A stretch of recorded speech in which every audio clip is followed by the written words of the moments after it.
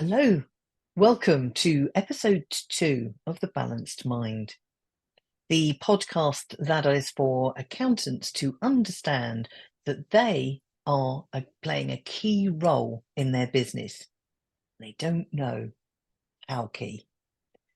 The first rule is doing more and more of what you love, less and less of what you don't. Or as Richard put it, only dealing with people you enjoy working with.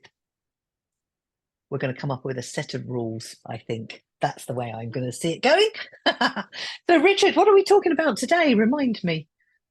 Hi everyone, welcome back to those who were in the last episode, and welcome to new viewers and listeners.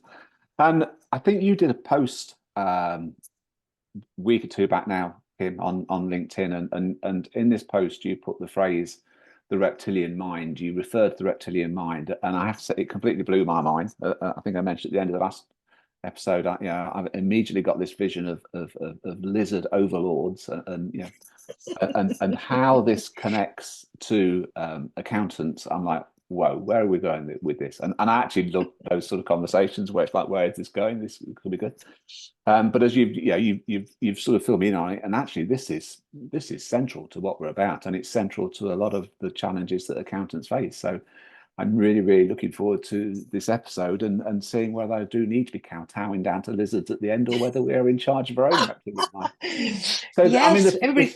the starting, from my point of view, the first question is, what is it? What is it? Do we all have one? What does it do? Just enlighten us, please, Kim. Okay. Well, first of all, it's got nothing to do with coming from lizards, although I am sure on some evolutionary program we started slithering out of the waters and the mass that was the soup of Earth as little amoebas turning out into lizards and whatever. So I've just ruined the whole evolutionary theory in a Star Trek vision. Bit of a Trekkie. But yeah, so the reptilian mind is really the brain is split into various components. We just think of it as our thinking mind, but there's more to it than that. And the reptilian mind is the initial brain that humans had, which is why we did have the likes of the Neanderthal and all the other ones that came beforehand. Very basic brain that is designed to keep you safe. And it picks up on anything that says, well, that's not safe, and will tell us and will fire off all sorts of processes and systems that we'll talk more about. It came from a neuroscientist, Paul D. MacLean, in the 60s, apparently, and he was talking about the brain in 3 parts. I talk about 3 parts, but not quite the same as this. So it's really useful to understand that this has been through science, and it's primarily responsible for our survival, basic survival functions, and our instinctual behaviours. Things that we've not even thought about, we just do. It's all where all your functions are stored, and I very often call it the unconscious mind, or the body mind is probably more accurate, because it's regulating all those processes and systems such as breathing and being able to make sure that we're feeling calm or we're responding to our external events. The digestion that goes on, the blood that's being pumped around our body, really important. And for me, the thing that it's really about is keeping you safe from harm in whatever way it needs to do it. So it's not interested in what you're doing, that you've got a deadline to meet or a difficult client to see. It's not interested. It's going to respond the way it's always responded, in the fight or flight response. Does that make sense? Yeah, it does. I mean, that intrigues me, because I've always been quite critical of the training that people in accounting firms receive, because it tends to focus on almost what can go wrong. When you started talking there, I immediately started thinking about it, because I thought, actually, are we feeding our innermost fear in that respect? Because we are taught to be cautious. We're taught to be risk averse. We're taught to look for the failings, the errors, the mistakes. We're taught to be prudent. We're taught all the things that up until now I've said in terms of running your own business. These are bad things to learn because where's the conversations about entrepreneurship and taking risk and things like that, managed risk anyway. But are we actually then by following that approach? It sounds to me like we're almost feeding this reptilian mind. Then we're throwing things at it that are going to scare us. You're right. And I mean, to just extend it a little bit further forward, a lot of marketing does exactly that. You need this, or something will happen. Come get that, something will happen. Our society, our world is built around fear factors because obviously, it's making sure that you're looking after yourself or making sure that you're doing certain things. I think actually, and I don't know this is true, by the way, but just listening to you talk, I think it's probably a comforting thing for people going through the training as well as being feeding the problem, because they're already, I believe, the type of people who would like some structure and understand what's got to happen and to be mindful of avoiding the risks and whatever. So there's some comfort in that. But you're right, we're feeding the fear more and more. And it's interesting because I had a conversation with a gentleman who deals with the whole anti-money laundering, AML. And of course, that's not even real fear. That's just the government pushing down workloads to the accountants to do it, with the consequences. They could be struck off if they don't do it properly. Now, that sounds extreme. And actually, I did have a little disagreement with somebody last year on that, because it was all about the stick. Where's the carrot? These accountants who are listening today are doing a sterling job in collecting money for the government. But boy, if you don't do it right, we're gonna come down on you like a ton of bricks. Feeding the fear. I don't like it. I don't think it's good. I think it's. I mean, you mentioned marketing there, and sometimes when I talk about the approaches that firms can take to change the behaviour of clients, I occasionally I will be accused of using fear as a tactic in that respect. I'll say to say to a client, look, if this doesn't happen, this is what's going to happen to you. If you don't do this, this is what's going to happen to you. And I always say the same thing there, that I have no problem using fear. If it makes, I will do whatever I can within my own legal, professional, ethical framework to get a client to do what I believe is the right thing for them to do. And if that means scaring them, fine, I will scare them.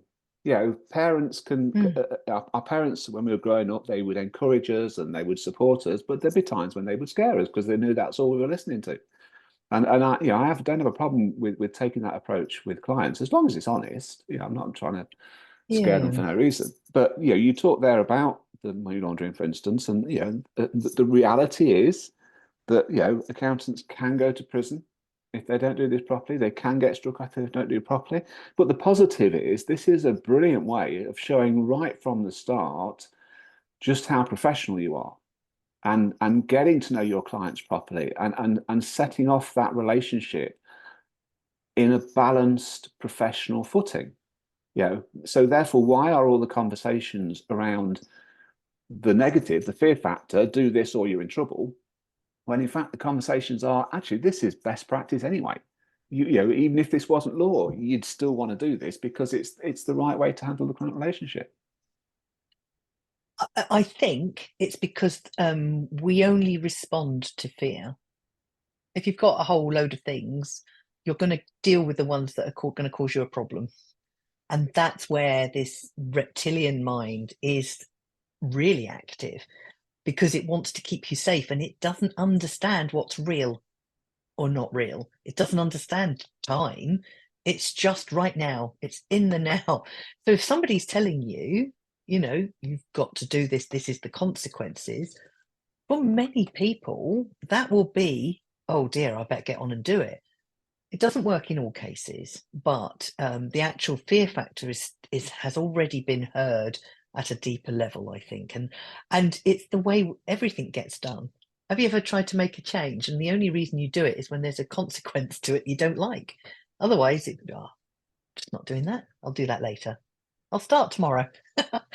It's yeah, it's really funny, and I think you're right. And what I love is that people like yourself, Richard, will use it ethically. You know, you've got this choice or you've got that choice. You know, if you choose this, there's this consequence, but if you do this, off you go. So you're helping provide a balanced view. But I do worry that there's people out there who are, yeah, just banging the drum that's causing more stress than is necessary. And that's the thing, causing more stress than is necessary. And all they believe is you've got to do this. This is black and white. There is no choice. Da, da, da, da. There may not be, but that doesn't mean to say that's the way to sell it if that's the right answer. Yeah. So I do hear what you're saying, but I think making people work purely from the side of fear is causing other issues that are hidden that people don't see. No matter what, you know, there's a whole raft of them, and we don't need to go through that right now. But we're causing a load of issues in that person or that team or that business. Doesn't need to be there. They just need to understand the importance of what's being asked of them, I think. Is this the part of the brain that seems to come active at 3 o'clock in the morning when we're having those, we're losing those imaginary arguments with clients that haven't even happened, and we wake up the next morning in a bad mood for something that isn't even real? Yes. Because what happens is when you're sleeping, all your senses are closing down. So during the day, the reptilian brain it's active 24/7. It's constantly scanning through the 5 senses, arguably 6, what's going on in our world, to check that there's nothing scary. So, for example, it's not a scary example, but it's an example. You're in a crowded room and you hear your name over the other side of the room. Your reptilian brain has picked up on that. You were having a conversation quite happily, and then you heard your name. It's like, what's going on? It's picked up on it. So your brain is doing that all the time. When you go to sleep at night, all the senses go to sleep with you, don't they? And that's when it goes to work. It's filing, if you like, what your experiences. It's processing what's gone on during the day, and then it'll be like, oh, hello, you haven't done this.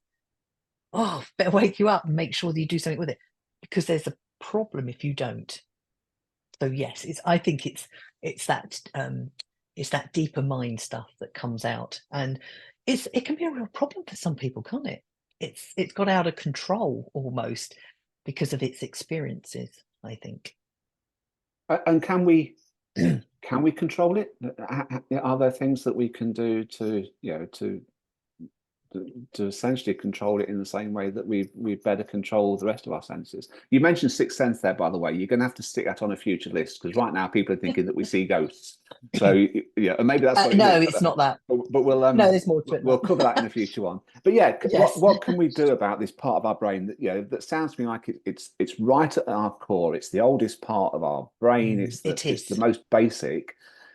Can we do anything about it? It's a bit like a radar, I guess. So the radar of who we are. And I think the first thing we can do is pay attention to it, because if it's firing off in the early hours of the morning, there's something bothering it. And so your role would be to find out what that might be. And that's a bit self-reflection. There are various techniques you can do for that, but from this point of view, it's ask yourself some questions. What's bothering me? What's that about? What can I do about it? So it's practical. Once you start to listen to it, because it won't talk to you in words, that's the frustrating thing. It doesn't do words, it does feelings, which is why I'm where I am.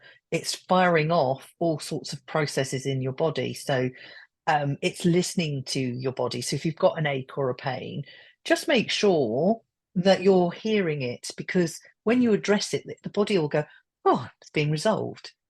And that leads to you trusting the messages that you're getting. One of the techniques I tend to use with people who are struggling with being woken up at 3 in the morning is to write a list of things that they can remember that they've got to do tomorrow. Just get it on a piece of paper. And it's something about getting it out of your head onto a piece of paper or onto a document on screen, for those of you who would much prefer that. But there is something primal, bearing in mind we're dealing with a reptilian brain, about writing it. If you write it down, better still, if you can just put a plan next to it, what happens is it goes, oh, and settles down because it hasn't got to remember it anymore. I very often liken it to a train, a toy train on a circular track. And if you don't get it out, it's just going to keep coming round. And have you ever had things that just keep reminding you, you haven't done this, you haven't done this, you haven't done this, you haven't done this? Because it's got itself into a loop and it can't let go. And remember, it doesn't understand time. So it's just reminding you. It's just doing a friendly reminder. Hello, hello, hello. So it's down to us to listen to it. And I think, maybe this is, something I said in the last episode, but maybe this is rule two. Rule two is listen.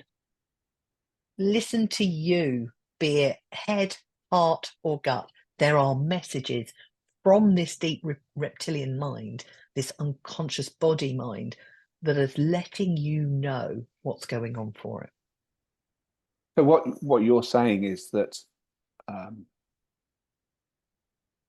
it's doing this for a reason. There's something there. It may not be, we have that argument with a client at 3 o'clock in the morning and then wake up next morning and go, yeah, but that wasn't real because I've not even had that meeting and there's no reason why it should have that outcome. But there's an inner fear behind that has triggered it in the first place, isn't it? And that's what you're saying. We need to recognize that there's something there that's bothering us. It might not even be that specific meeting with that specific client, I guess, but there's something going on there that we need to think about and pay some attention to. Yeah, it's really complex. So you're right. It might not even be relevant to what it's raised in your mind's eye. It could be for something else. But I find that it always uses something that's going to get your attention. Always going to fall back on something that happened somewhere in the past, because it only ever works in the present and in the past. Remember, it's taking all its information, sensory information from the five senses, six, which we're going to talk about. It's just taking that all in, and it doesn't understand the future. It might talk about your meeting, but somewhere in your mind you've thought about it and it's taken that as a memory. That's really interesting, isn't it? So it's always looking to the past to find, where it's experienced before, and then how did I react to that? Which is why you can actually wake up in the middle of the night having sort of, heart palpitations because something's frightened you, or you've remembered you haven't done something based on something that's happened before. So it's going to be always sending you some sort of message. And if it's not sending you messages, then the chances are everything's good and it's happy. I was going to ask that question. Does it work both ways? I mean, it alerts you to a potential risk, a potential fear, but does it also, in a sense, reassure you that everything's okay, or is it's by its silence it reassures you? I'm just wondering whether we talk about gut feel, don't we? Yeah, and there's no there's nothing in our digestive system that should do that, but we have this. Yeah, this doesn't feel quite right, or actually, I feel, although the paper says this is better, I actually feel that this is better. Is it part of that process? So you said there that there's nothing in the gut that should make us feel. It's not true. It's one of the biggest nerve ending points that we've got in the body. And of course, nerves are are joined to the brain through the vagus nerve, goes all the way up, connected to the bottom of the brain and up into the rest of it. So it's constantly talking. And seeing as you mention it, it is the basis of our sixth sense because it's constantly aware of what's going on. It's the biggest sensory area we've got for nerve endings. So that is the gut brain. And yes, I always see things as a bit of a spectrum. I suppose actually No, it's a spectrum right now. I was just thinking whether I should make that more inclusive from quantum, but let's just stick with the fact there's a spectrum of, oh crap, run, fight, freeze, whatever, really not good, to off the scale, happy and excited. And, you can actually go too far. So we don't want to think about that. But we want a nice spectrum, sort of balance. So when you're starting, when it's happy, you'll know about it. Butterflies in your tummy. Have you had that one? I talked Mm. about butterflies in your tummy. You get excited. Some people will feel it in their chest. Some people will feel it in their gut. There is no right or wrong. It's just what it is. But it is that deeper mind letting you know, oh, that's good. You'll know when you meet somebody. Don't you just know when you've met the love of your life? Don't you feel it? Yes, of course you do. Same principle. It's just not quite so loud because we've not taught to tune into it. And yet it's there, and it's an inner wisdom for us. Yes, it's always going to be looking to keep you safe, but I think it will also let you know when something's exciting. We do need to err on the side of caution with that, though, because sometimes when something's exciting and new and whatever, we can go a bit crazy. This is where this comes in. That's where your neocortex, the new thinking brain, comes in. Just hold your horses. Let's have a look at this. So there's a bit of a tailoring goes on there. Yeah, that's the bit I always get pulled back on. I mean, I'm taking a real positive from this for a start off, because you're telling me, my interpretation of this is you're telling me that comfort eating is a real thing, and it's my reptilian brain saying you should do this. So I'm taking that as a big positive. The next time I'm piling into some chocolate. Yes, Yeah. absolutely. So I think you touched on something really important there, which is this tuning into to this side of your brain and what's happening there. Um, we said right at the outset in these podcasts that one of the things that we really want to bring out is the non-practical, the non-technical side of the firm. People talk all the time about systems and process, Yes. external systems and processes. I know we're going to talk in later episodes about internal ones, but people talk all the time with accountants about CPD and external stuff, and the tangible stuff's around our offices.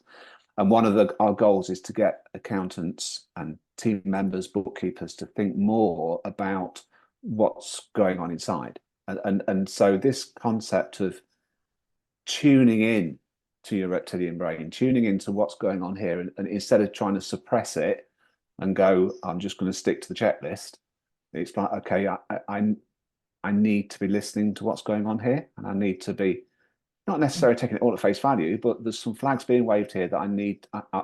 I'm not doing myself or anybody else a service if I ignore it.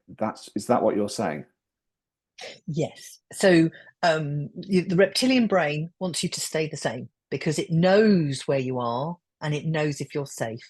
And if it's the same, then you're safe. And it's only if anything comes along that's scary, new bit of software, some other competitor, something that's cropped up that's sort of different or involves change. Why change is so hard is because the reptilian doesn't know what it involves, and so it doesn't want to go there. It can hinder us enormously. So if we hear it, we can start to understand more about what's going on, and there are many different ways to do it. It's a new way of learning. Our ancestors knew this. People knew this, but over the last, I don't know, 500 years maybe, with science coming on and taking over after religion, we're not tuning in quite the same way as we used to. Actually, arguably before religion, I don't know. But, it was their doctrine or not at all, wasn't it? But I think the idea is the more we tune into ourselves and understand what's not working through various things, and you mentioned it earlier, procrastination, perfectionism, imposter syndrome, and the whole raft of others, lack of confidence, that is all just a message that you need something. Something needs to change. And I won't know what that is. And you'll only know by asking yourself some reflecting questions. What's this about? How is that affecting me? Because it will do on a manner of different levels. But what I love about it, the best thing, and this is a quantum thing, is if you clear it up in yourself, those around you will be different too. Oh, hello.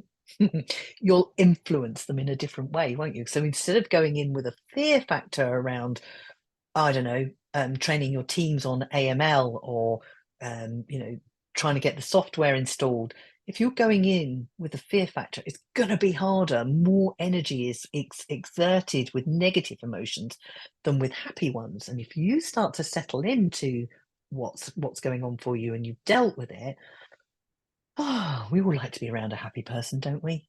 And it just flows so much easier. And that is a quantum theory where they had two protons in different places. And when you tweak this one changed. They were 14 miles apart. I think that was the Hadron Collider. Another conversation, maybe. Cool. So should we reflect just when those red flags are being waved, or should we be setting time aside for reflection anyway? And in which case, how regularly should we do that? How do we do that? I think that's an individual person to answer for themselves. Personally, if we can do it before the red flags, because you'll get rumblings, you'll get a sense, a sixth sense perhaps, of that doesn't feel right. That doesn't seem right. I'm not sure about that. So there will be signs beforehand. So if you deal with it sooner rather than later, then it makes it less impactful. I hear people who reflect every day, so it's journaling. Other people who might reflect once a week, or even when you do your strategy sessions, build some reflection time into that if it helps. But I do think regular is the key here, and regular in a way that works for you.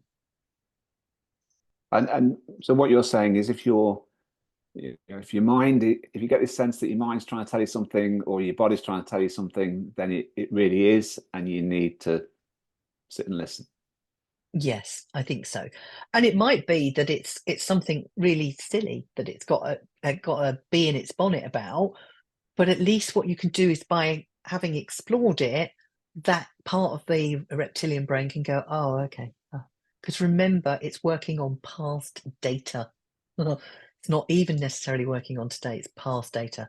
Just needs to be updated, a bit like your programs on your laptop. So as we're coming to the end of this episode, Richard, what are we going to help our audience to do as a result of this? I think rule 2 is tune in. When things aren't right for yourself, tune in, because until you've looked at it, you've no idea. What do you think? Yeah, I completely agree. I think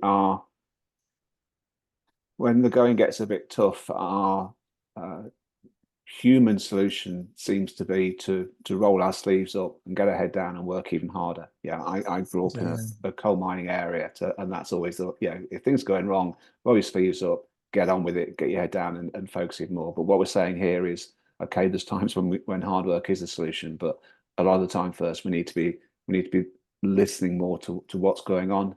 We need to be looking out for those those senses and not ignoring them. The answer to everything doesn't lie in the computer. We've got something inside our own heads that's far more powerful, and we need to be paying attention to it. We've got our own computer inside, absolutely. The one thing I would say, just to bring that to a close then, is it doesn't have to be hard work. You don't have to spend hours at it. Just breathe. Slow your breathing down, because you'll be connecting with that reptilian brain and all the systems that it's running. I talked earlier about them running all the systems. It runs the parasympathetic nervous system and its equivalent. And by breathing, you're sending a message for it to calm down. And you can ask the question as you go to bed at night, and it will provide the answer. Hopefully not at 3 o'clock in the morning. And hopefully it won't be lizard overlords. Hopefully I've put that one to bed. No, I do still quite like that. Oh, thank you. That's been a great episode, certainly from my perspective. And thank you to everyone listening here. Our next one is inner processes and systems. Is that right, Richard? Yes, it is. Yeah. Lovely. Thank you very much. And we'll speak to you in the next episode. Thank you. Bye.